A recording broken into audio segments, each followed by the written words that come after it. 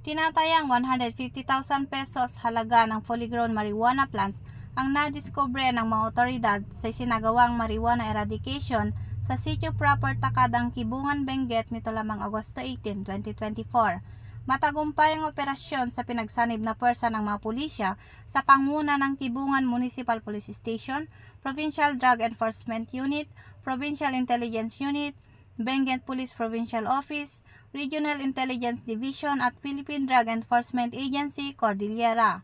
Ang operasyon ay nagresulta sa pagkakadiskubre ng isang plantasyon ng marijuana na may tinatayang lawak na 150 square meters at may nakatanim na humigit kumulang 750 pirasong fully grown marijuana plants na nagkakahalaga ng 150,000 pesos standard drug price.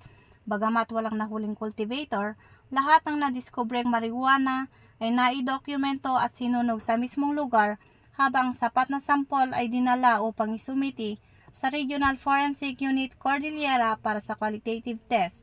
Ang pagpuksang ito ng kapulisan ay ang patuloy na pagsuporta sa kasalukuyang administrasyon na naglalayong maging illegal drug-free ang ating bansa.